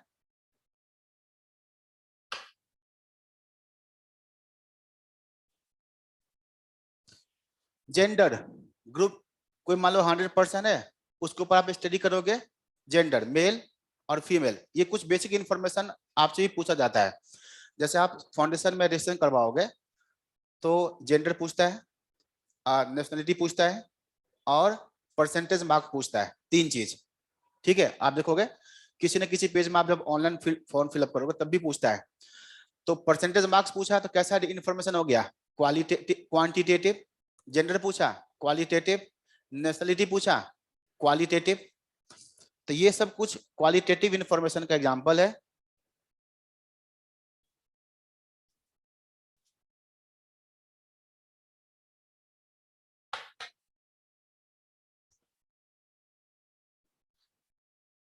फोर्थ नाम लिख लो जेंडर। फिफ्थ नाम लिखोगे मैरिटल स्टेटस। ऐसा इंफॉर्मेशन किसी भी ग्रुप के ऊपर आप स्टडी करते हो तो वो कैसा इंफॉर्मेशन है? Qualitative. Intelligency, honesty, skillness, gender, marital status. और एग्जाम में क्वेश्चन किस टाइप से आएगा इससे रिलेटेड, तो क्वेश्चन भी देख लेंगे हम लोग। ये मैं कुछ एग्जाम्पल यहाँ पर लिख रहा हूँ। नेशनलिटी, इतना एग्जाम्पल काफी है समझने के लिए। ये सब क्या है? Non measurable, non measurable. ठीक है, जेंडर, मैरिटल स्टेटस, नेशनलिटी। ठीक है, मतलब 100% है या 50% है, आपने को उसके ऊपर स्टडी किया on the basis of what? Nationality. ठीक है, मान लो 100% है तो 50 इंडियन और 50 नेपाली, बाकी और कहीं नहीं है, ऐसा है। तो कैसा डेटा है? ये क्वालिटेटिव डेटा है। और ये 50-50 क्या है? मान लो कि 100 लोग हैं, 100 लोगों के ऊपर आपने स्टडी किया on the basis of what? Nationality. Indian कितने हैं? 50। नेपाली कितने हैं? 50। टोटल हो गया 100। ये कैसा डेटा है? क्वालिटेटिव डेटा है, ऑर्डिनल डेटा है, नंबर 1। लेकिन ये 50-50 क्या है? फ्रीक्वेंसी। क्या ये? फ्रीक्वेंसी का नाम सुना होगा ना। किसको बोलते हैं? कोई भी क्वालिटी या क्वांटिटी कितने बार रिपीट किया इन टोटल। तो बताओ, इंडियन 100 में इंडियन कितने बार रिपीट किया? 50 बार। ये इंडियन, फिर ये इंडियन 50 बार रिपीट किया। तो ये 50-50 को देख के क्वांटिटी मत बोलना। ठीक है, मेन क्या है? अपना वेरिएबल को देखो। वेरिएबल क्या है यहाँ पर? Gender, sorry nationality. ठीक है, या मेल 50 है, फीमेल 50 है। तो एक हो गया वेरिएबल इज एक्स, जेंडर हो गया। अब बगल में जो क्या है? फ्रीक्वेंसी है। तो उस 50-50 को देख के कोई क्वांटिटी मत बोलना। ठीक है, 10 नंबर लाने वाले 50 स्टूडेंट, यहाँ 10 क्या है? क्वांटिटी। 50 क्या है? फ्रीक्वेंसी। थोड़ा बहुत लिंक कर रहा हूँ, ये ऐसा डेटा आपने पहले जरूर देखा होगा। मेल कितना है? 50 लोग। तो अब मेल यहाँ पर क्या है? क्वालिटी। और 50 क्या है? फ्रीक्वेंसी। ध्यान से देखो, क्वालिटी के साथ भी फ्रीक्वेंसी आता है, क्वांटिटी के साथ भी फ्रीक्वेंसी आता है। तो 50 को देके कोई क्वांटिटी मत बोल देना, ठीक है। तो मेन बेसिस क्या स्टडी करने का, नेशनलिटी, मैरिटल स्टेटस, जेंडर, ये सब कहलाता है क्वालिटेटिव। और जो क्वांटिटेटिव है इसमें आ जाओ, तो दूसरा एरो आप देख के लिखोगे जो हम लोग स्टडी करते हैं क्वांटिटेटिव। बताओ स्टैट में हम क्या स्टडी करते हैं, क्वालिटी, क्वांटिटी, बोथ या नन ऑफ दीज? क्या लग रहा है आपको? बोथ, दोनों चीज का स्टडी करते हैं। Stat is concern with both quality and quantity, दोनों से कंसर्न है। तो क्वांटिटेटिव में आ जाओ। क्वांटिटेटिव जो होते हैं उसी को हम क्या बोलते हैं, उसी को हम क्या बोलते हैं, वेरिएबल, वेरिएबल बोलते हैं। अब ये जो वेरिएबल होता है ना, ये दो तरह का होता है, तो इसके ऊपर भी क्वेश्चन बहुत सारे आते हैं। वेरिएबल दो तरह का होता है, एक कहलाता है discrete variable, discrete, discrete variable, और दूसरा कहलाता है, दूसरा कहलाएगा ये यहां पर discrete, discrete variable, discrete variable. और सेकंड क्या है, continuous variable, continuous, CONTINUU, you NU के बाद OUS, कंटीन्यूअस वेरिएबल। तो वेरिएबल दो तरह का होता है, discrete and continuous. Discrete variable किसे बोलेंगे, जिसको क्या होगा, ओनली इंटीग्रल वैल्यू, जिसको सिर्फ इंटीग्रल वैल्यू मिलेगा, ओनली इंटीग्रल वैल्यूज, जिसको सिर्फ इंटीग्रल वैल्यूज हो। वेरिएबल इज एक्स, तो एक्स का वैल्यू कैसा मिलेगा, 0 1 2 3 4 एंड सो ऑन।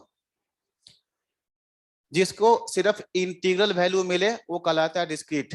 जैसे मान लो हमने क्या स्टडी किया, 10 कोचिंग क्लासेस को स्टडी किया, और क्या स्टडी किया, number of student in the coaching class, number of students in the coaching class. तो बताओ किसी भी कोचिंग क्लास में कितने स्टूडेंट होंगे, 10 होंगे, 11 होंगे, चलो 0 भी हो सकता है, 1 हो सकता है, 2 हो सकता है, 2.5 नहीं हो सकता।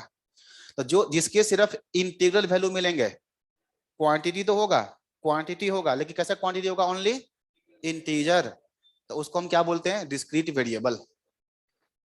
इसके एग्जांपल भी लिखेंगे। अब किसको बोलेंगे, continuous variable, which can have any value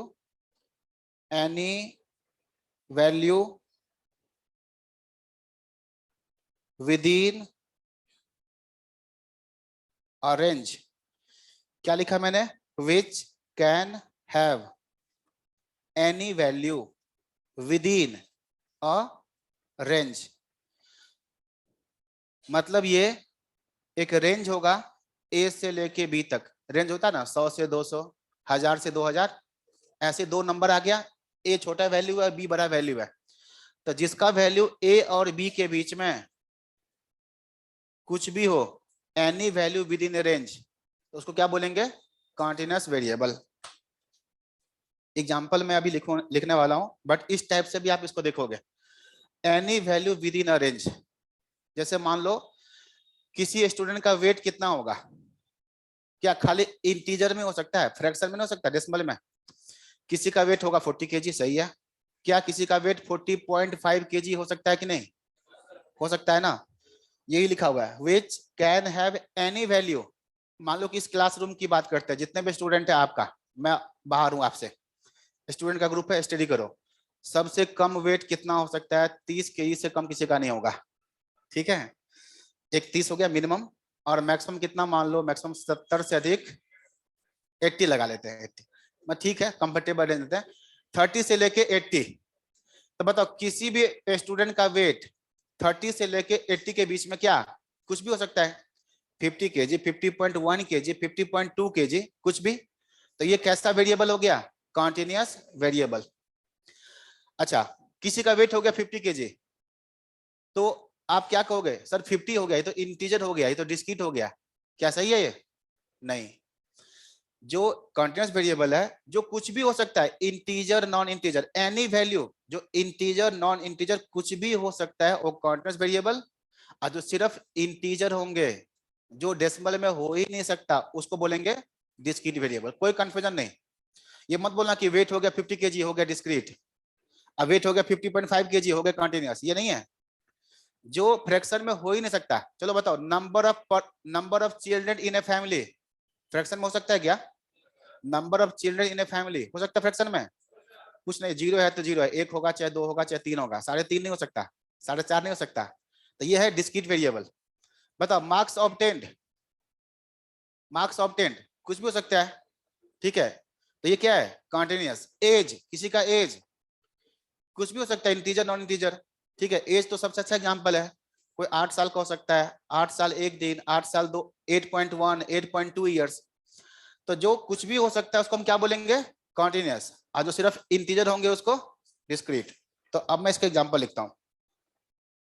तो पहले डिस्क्रीट के एग्जांपल, डिस्क्रीट के एग्जांपल में अब आपको आइडिया लग गया होगा। नंबर ऑफ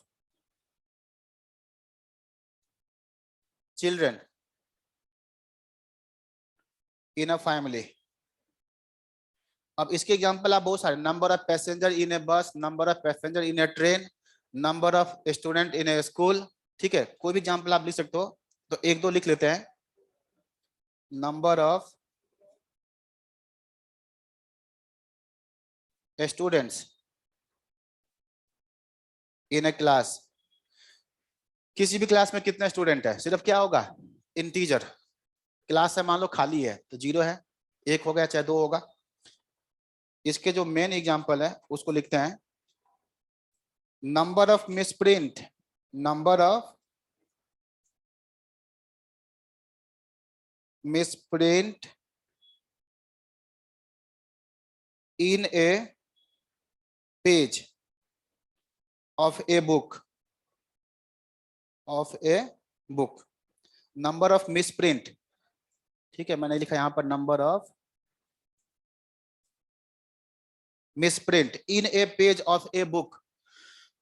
कोई भी बुक ले लो, अब कोई पेज निकालो, पेज नंबर 1, उसमें खोजो कितना मिसप्रिंट है। अगर मान लो कोई मिसप्रिंट नहीं था, क्या बोलोगे? Zero misprint. अगला पेज में आ जाओ, एक गलती मिला तो एक मिसप्रिंट, फिर देख रहे हैं एक और मिला तो दो, एक और मिला थोड़ा सा गलती मिला तो क्या बोलोगे? 3 बोलोगे ना, कि सवा दो?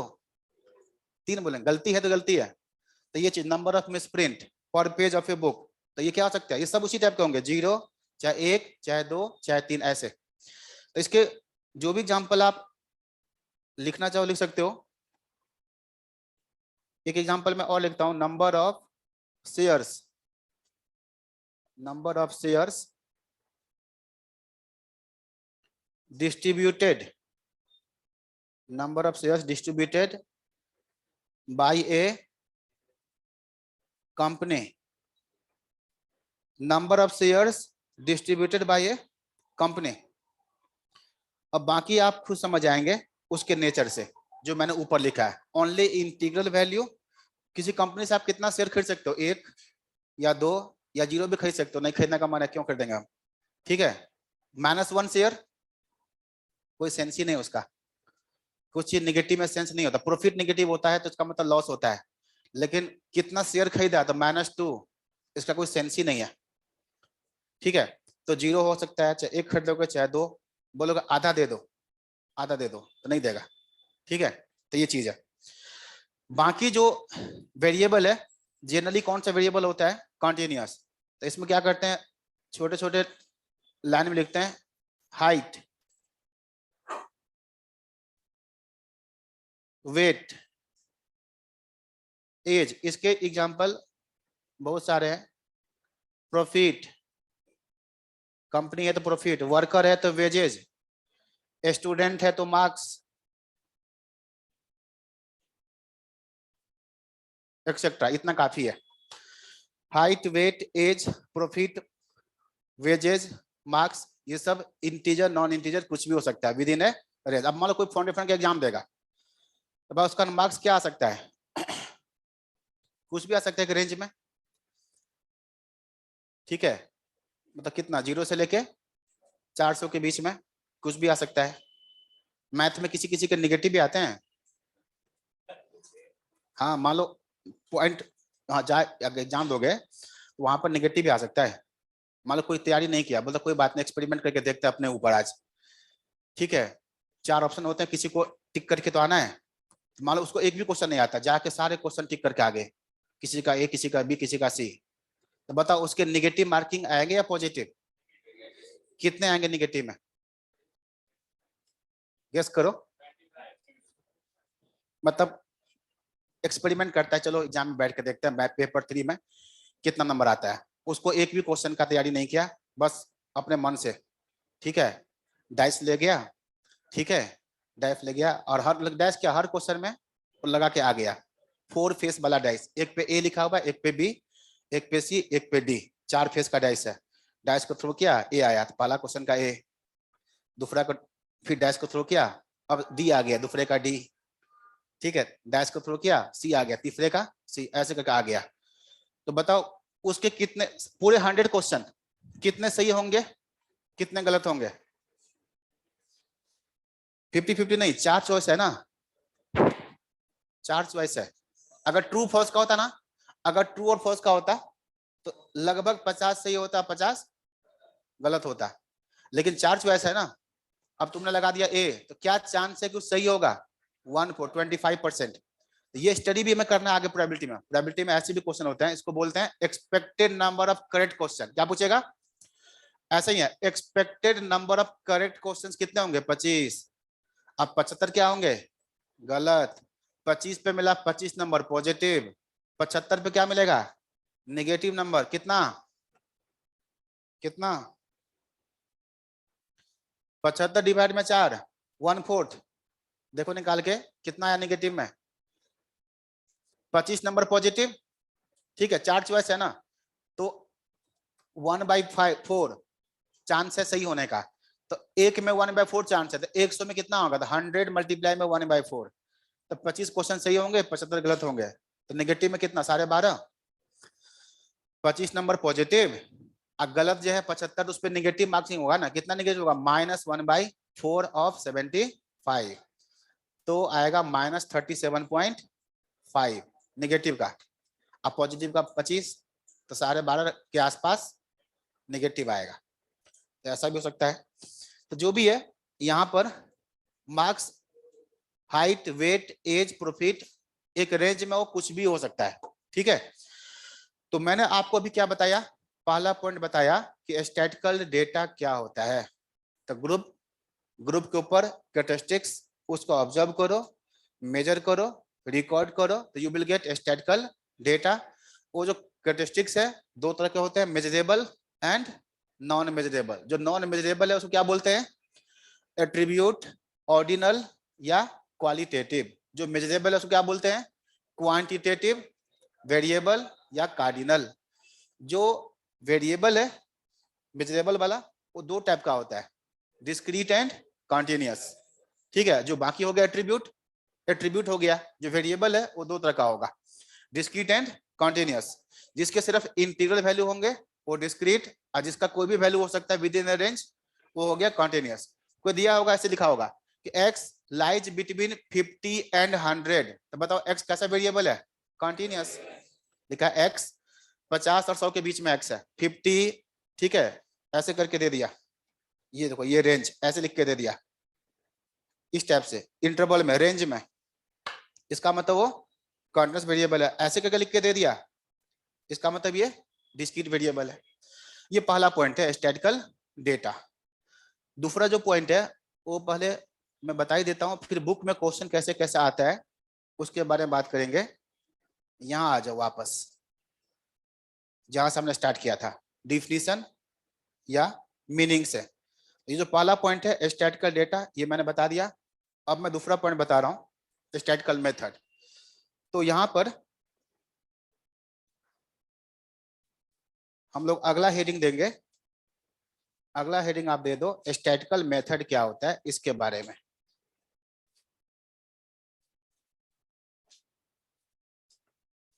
Statistical method. और स्टैटिकल मेथड जो मैं बताऊंगा, तो इसमें बाकी जितने भी स्टैट में बचे हुए हैं चीज सब इसी के अंदर पढ़ना होता है। तो इसमें क्या लिखोगे आप लोग, statistical method deals with 4 things. Statistical method deals with 4 things. ये 4 चीज को डील करता है। वो 4 चीज क्या क्या चीज है देखो। First is collection of data. अभी स्टैटिकल डेटा क्या होता है पता चल गया ना, उसका कलेक्शन कैसे होगा ये पढ़ना है, मेथड के अंदर आता है। कलेक्शन ऑफ डेटा, जिसको हम लोग स्टैटिकल डेटा अभी बोला ना, उसका कलेक्शन कैसे करना है ये भी पढ़ना है आपको स्टैट में, जो मेथड के अंदर आता है। Second, presentation of data.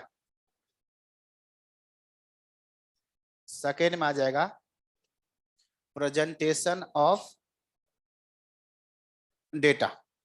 उस डेटा को हम प्रेजेंट कैसे करें। प्रेजेंटेशन का मतलब जो चीज आप लिखना चाह रहे हो ऐसे आपने लिखा है कि कोई थर्ड पर्सन को एज इट इज वही समझ में आ रहा है जो आप समझ रहे हो। ये नहीं कि आपने प्रेजेंट कुछ और किया और देखने वाले को कुछ और दिख रहा है। तो प्रेजेंटेशन का रोल जो है ना अकाउंट्स के अंदर तो बहुत ही जबरदस्त है। एक्चुअली मैं साइंस साइड से सीए किया था, तो फाउंडेशन में तो ठीक है उतना हमने ध्यान नहीं दिया, लेकिन ठीक ठाक नंबर आ गए थे। अकाउंट्स में 70 मार्क्स आ गया था। लेकिन इंटर में जब मैंने बस मैथ पे ध्यान दिया था, इसका इधर डेबिट इधर क्रेडिट, बस आंसर निकालो, कहीं कोई दिक्कत नहीं, कोई क्वेश्चन दे दो, चीज समझ में आ गया था, फटाफट आंसर निकाल देते थे। तो फाउंडेशन में क्या होता था, सीधा एग्जाम दे दो कोई दिक्कत नहीं।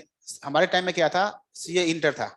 सीए इंटर के जो मेन एग्जाम होता है ना, मेन एग्जाम, उससे पहले एक नियम था कि आपको ईटी सर्टिफिकेट चाहिए, तभी आप मेन एग्जाम में बैठोगे। ईटी मतलब एलिजिबिलिटी सर्टिफिकेट। कब मिलेगा, तो जितने सब्जेक्ट होता है ना 8, सबके 2-2 संडे टेस्ट होता था। तो आपको 2-2 टेस्ट पास करना होगा। ठीक है, 2 टेस्ट अकाउंट का होगा वो पास करना है, 2 बार कॉस्टिंग पास करना है। जब सारे पास कर जाओगे तो आपको सर्टिफिकेट मिल गया, फिर आप मेन एग्जाम में बैठोगे। तो मैंने सारे पेपर पास करिए। अकाउंट का जब बारी आया तो होता क्या, संडे को टेस्ट होता था सब्जेक्टिव, 3 घंटे का जो सेंटर होता है, क्वेश्चन पेपर मिलेगा, संडे टेस्ट दो, आसान सा क्वेश्चन होता है। क्वेश्चन क्या होता है, मार्केट में क्वेश्चन पेपर आउट होता है, आजकल नहीं होता, आजकल तो नहीं हो रहा, उस टाइम हो रहा था। वो 3 सीरीज था, series A, series B, series C. उसी में से कोई ना कोई आएगा एग्जाम में। ठीक है, एकदम कंफर्म होता था इसी 3 में से। अब कुछ लोग तो बहुत ही जुगाड़ू होता था, दिमाग लगाता था कि पहले संडे को ए आया था, उसके बाद वाला बी आया था, अगली बार सी, ऐसे होता भी था। 99% चांस यही होता था।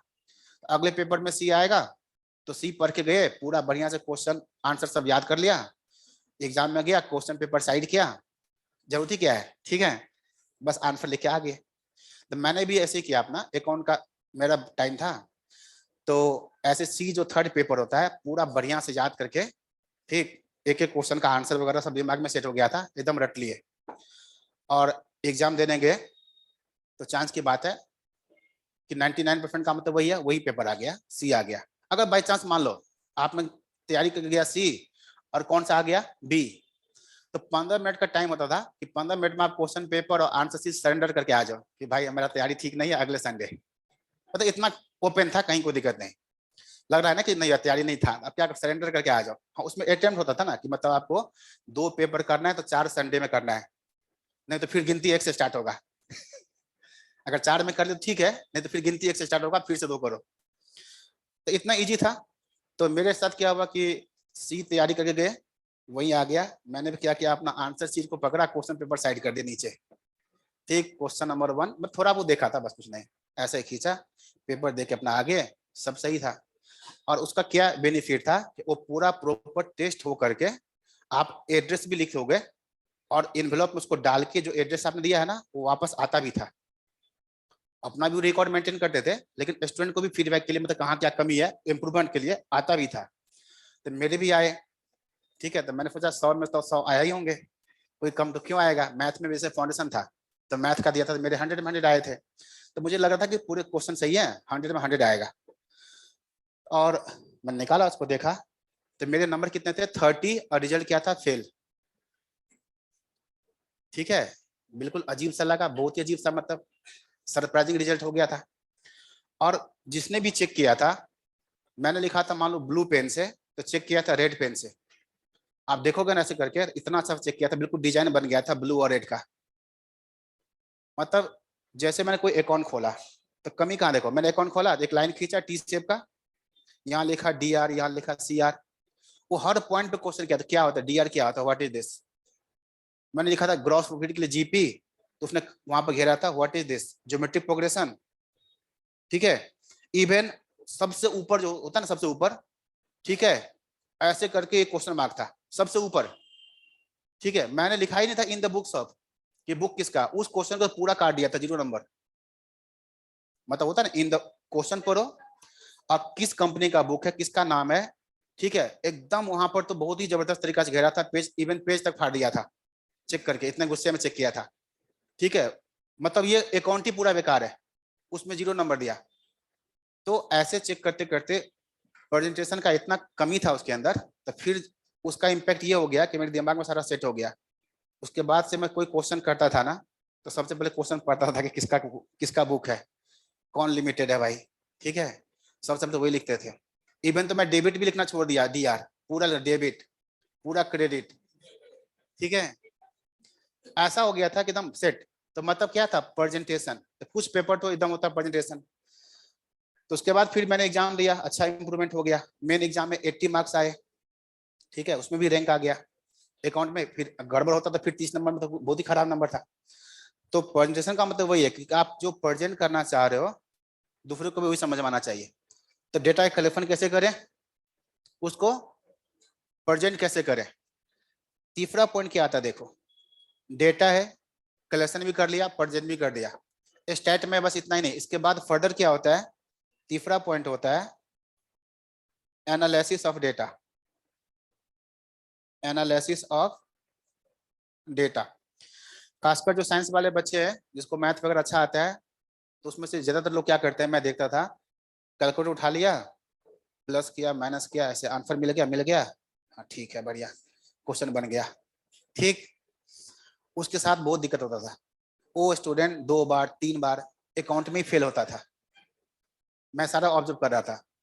तो इस चीज को हमने काफी अब आजकल तो टेस्ट भी नहीं होता संडे, आजकल तो इन जनरल कोचिंग वाली टेस्ट लेंगे आपका इतना कि प्रिपरेशन यही अच्छा हो जाएगा। पहले कोचिंग उतना होता भी नहीं था, तो वही करते थे ज्यादा काम। अब आजकल लोग काम बहुत कम कर रहे हैं, बाकी लोग खुद ही करके जाओ, तो ये चीज है।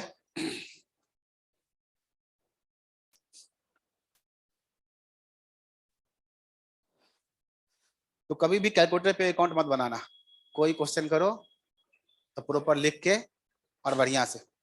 ठीक है, अब मान लो नहीं मिला आंसर, तो एक बार और ट्राई किया, अगली बार मिल गया, ठीक है बन गया। अब एक दिन बाद उससे पूछो कैसे बना था, तो खुद नहीं पता कैसे बना था, बस बन गया था। तो फिर ट्रायल एंड एरर वाली बात हो गई, बाई चांस। ठीक है, बाई चांस बन गया था, तो उसमें दिक्कत होता है। ओके, एनालिसिस ऑफ डेटा, आपने डेटा कलेक्ट भी कर लिया, प्रेजेंट भी कर दिया, उसके ऊपर फर्दर स्टडी। तो जो चैप्टर अभी हमारा चल रहा है 1, स्टैट में चल रहा है चैप्टर 1, तो यहां तक जो स्टडी है वो चैप्टर 1 में है। हम लोग चैप्टर 1 में आगे जो पढ़ेंगे डेटा का कलेक्शन कैसे होगा, प्रेजेंटेशन कैसे होगा, तो चैप्टर 1 खत्म हो जाता है। उसके बाद एनालिसिस का मतलब होता है उस डेटा के ऊपर फर्दर स्टडी, उसको मिला करके मीन निकालो, मीडियन निकालो, मॉड निकालो, डिस्पर्सन, 2 वेरिएबल है तो कोरिलेशन, रिग्रेशन, टाइम से रिलेटेड डेटा, टाइम से रिलेटेड तो इंडेक्स नंबर, पास्ट डेटा है उसको यूज करके फ्यूचर के लिए करोगे प्रिडिक्शन तो प्रोबेबिलिटी, और कुछ और आता है नॉर्मल डिस्ट्रीब्यूशन। तो बाकी जितने चैप्टर्स हैं, चैप्टर 2, 3, 4, 5, 6, 7 और 8 तक रुक जाओ। ये सब का सब क्या है, डेटा के ऊपर डेटा है, उसके ऊपर फर्दर करो एनालिसिस, मतलब उसको कन्वर्ट करो इंफॉर्मेशन में। डेटा है, मिला के निकाला एवरेज, डिस्पर्सन, कोरिलेशन, कन्वर्ट करो इन्फॉर्मेशन में, इन्फॉर्मेशन आ गया, अब उसको यूज करके डिसीजन मेकिंग डिसाइड करना है कि क्या अच्छा है क्या अच्छा नहीं है, कहाँ उसका यूज करोगे। तो फोर्थ पॉइंट आता है इसमें, फोर्थ पॉइंट आता है analysis of data, and fourth में इस एंड को तो हम यही लिख लेंगे तो अच्छा रहेगा, एंड फोर्थ पॉइंट का नाम है interpretation, interpretation of the result.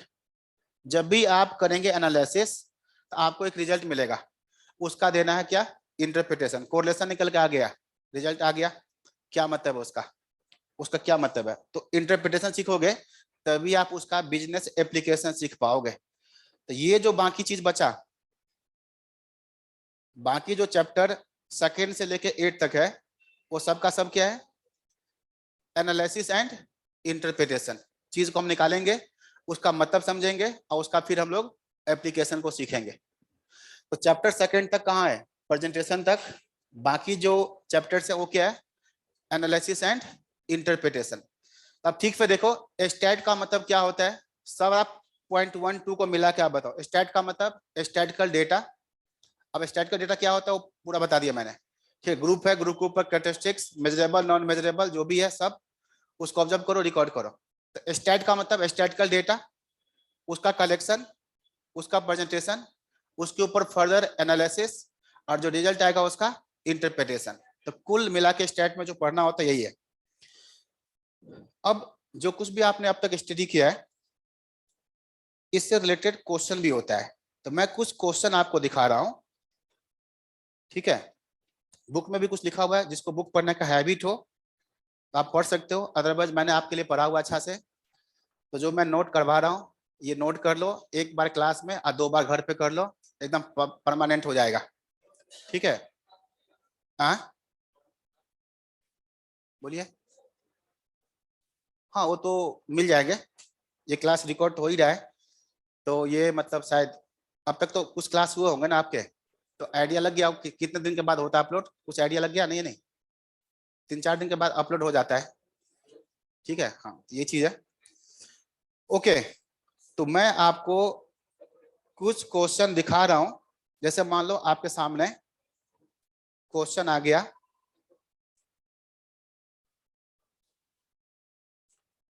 Second question का आंसर क्या होगा बच्चे बताओ,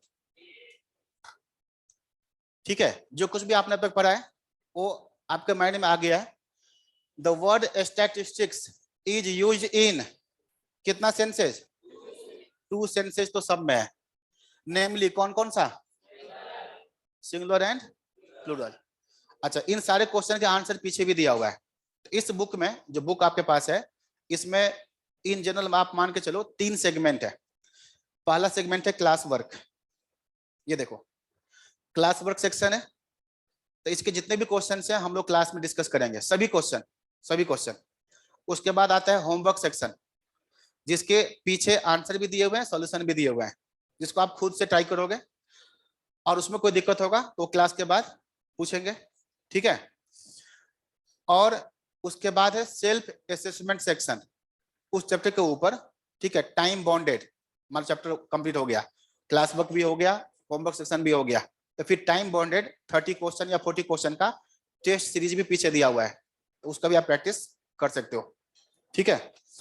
तो अभी मैं कुछ क्वेश्चन आपको दिखा रहा हूँ क्लास वर्क से। तो सेकंड क्वेश्चन का आंसर क्या आ गया, ए।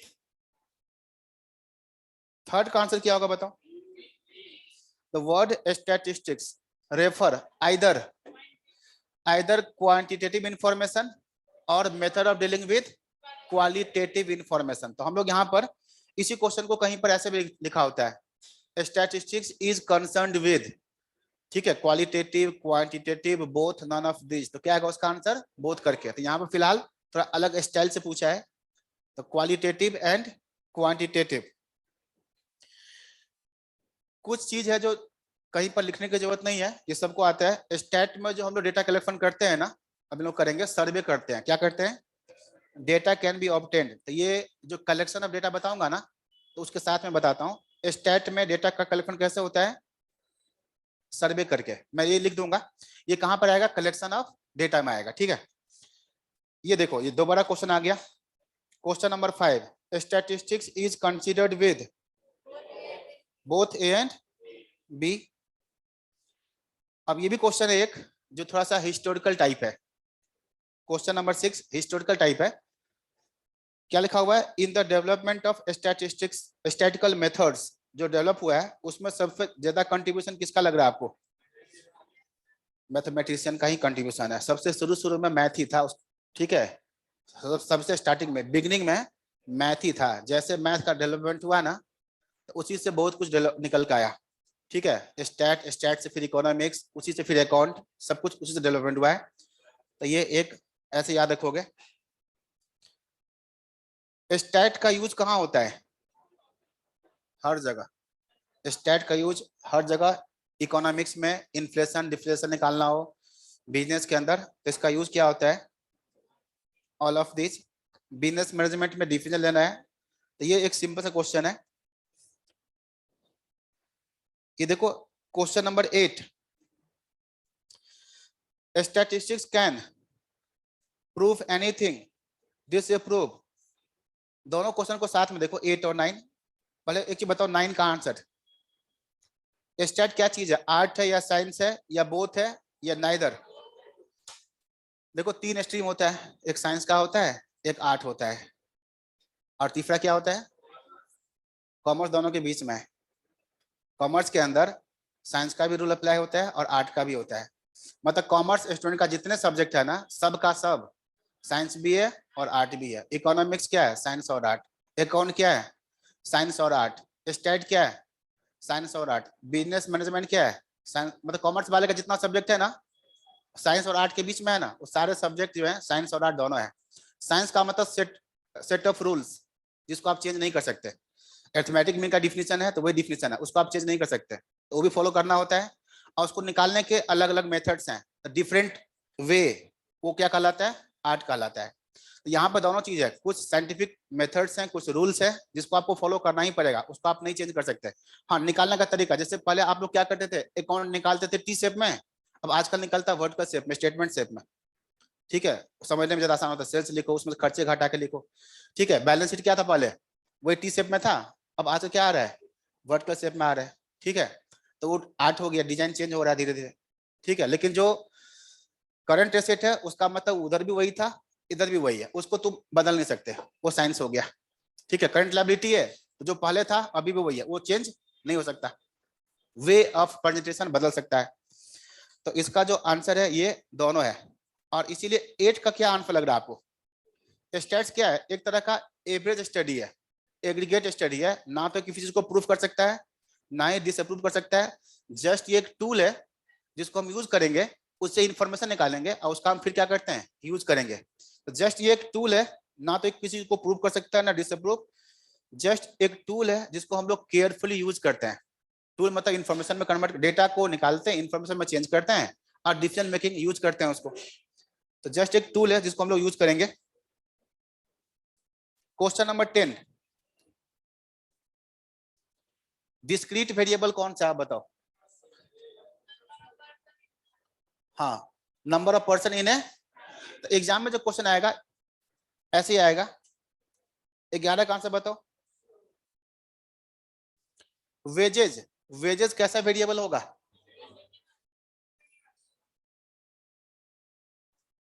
हाँ, वेजेस क्या होगा, कंटीन्यूअस वेरिएबल। 12 बताइए। एट्रीब्यूट, एट्रीब्यूट किसको बोलते हैं? Non measurable characteristics. एट्रीब्यूट है ना, नॉन, वो तो है ही नहीं ऑप्शन में। हाँ, एट्रीब्यूट इज क्वालिटेटिव कैरेक्टरिस्टिक, सही है, एक ही बात है। एनुअल इनकम क्या लग रहा है? एनुअल इनकम, किसी आदमी का इनकम कैसा वेरिएबल? कुछ भी हो सकता है ना, इनकम कुछ भी, ठीक है। पॉइंट में भी आ सकता है, पॉइंट में नहीं भी आ सकता है। हाइट किसी पर्सन का कॉन्टिन्यूअस वेरिएबल। नेशनलिटी एट्रीब्यूट है, क्वालिटी है, क्वालिटी है, ठीक है। अच्छा बाकी तो ठीक है। तो ये सब क्वेश्चन तो ठीक है। इसमें डिफरेंट क्वेश्चन क्या था, डिफरेंट क्वेश्चन। एक तो ये स्टैट जस्ट एक टूल है that should be used carefully. Stat क्या चीज है, साइंस और आर्ट दोनों ही है। ये तीसरा क्वेश्चन।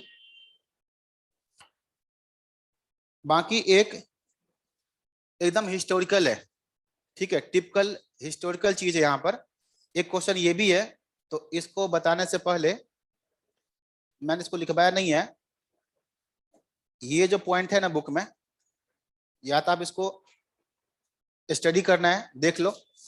मतलब ये एक हिस्टोरिकल चीज है। लोगों ने क्या किया ना, हिस्ट्री में जाके देखना शुरू किया कि स्टेट वर्ड जो है ना आया कहाँ से, इसका ओरिजिन कहाँ है, इससे मिलता जुलता वर्ड दुनिया में कहाँ कहाँ है।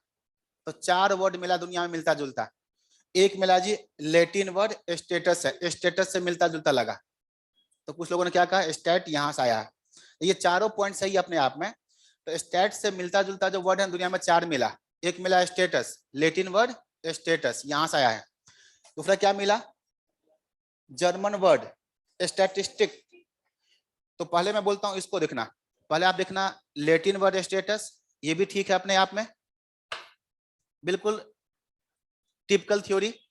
दूसरा ये देखना, ये Italian word statista, Latin word status, Italian word statista, सबका एक ही मतलब होता है, ठीक है। Political status of a country या स्टेट का स्टेटस क्या है, उस चीज को रिकॉर्ड करते हैं ना, तो उसी को बोलते हैं स्टेट, और इन्हीं से ये डिराइव हुआ है। तो इटालियन में क्या होगा, स्टैटिस्टा।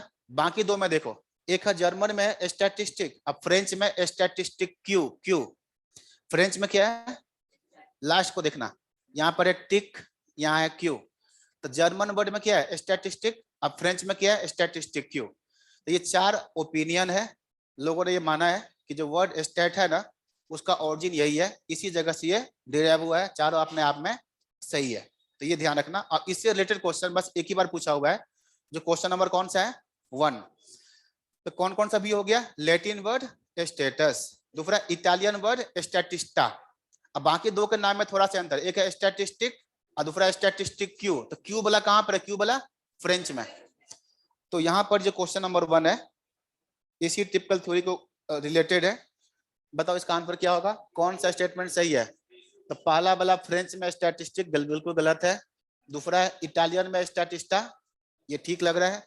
लैटिन में स्टैटिस्टिक क्यू तो बिल्कुल गलत है। तो कौन सा सही है, ऑप्शन बी। तो आज के क्लास में बच्चे हम लोगों ने सिर्फ क्या सीखा है, स्टैट वर्ड का जो मेन पॉइंट सीखा है, स्टैट वर्ड का मीनिंग। स्टैट का मतलब क्या होता है, स्टैटिकल डेटा प्लूरल सेंस में, और स्टैटिकल मेथड सिंगुलर सेंस में। स्टैटिकल डेटा क्या होता है उसके बारे में बता दिया डिटेल में। और स्टैटिकल मेथड क्या चीज को डील करता है, 4 चीज को। डेटा कलेक्शन कैसे होगा, जहां से हमें आगे स्टार्ट करना है, जो अगला क्लास होगा, कलेक्शन प्रेजेंटेशन इस चैप्टर के अंदर। अब बाकी तो फिर रिमेनिंग चैप्टर्स हैं, ठीक है। कुछ नहीं, पढ़ने का तरीका बस यही है, एक बार क्लास में समझ के लिख लेना है। जो कुछ नहीं समझ में आए क्लास के बाद उसी दिन पूछ लेना है, पेंडिंग लेके नहीं जाना घर, उसी दिन पूछ लेना है। घर जाके जो जो कॉपी में नोट किया हो ना, पहले दोबारा एक बार उसको पढ़ना है। अब फिर कोई होमवर्क हो ना, उसको ट्राई करना है। और जो नहीं बने वो अगले क्लास में तो मैं बताऊंगा ही बताऊंगा, ठीक है। तो तरीका बता रहा हूँ पढ़ने का, ठीक है, ये तरीका है। आप बीच बीच में टाइम मिले तो रिवाइज करने का, बस। बाकी किसी चीज का चिंता नहीं करना है, ठीक है। Okay, thank you.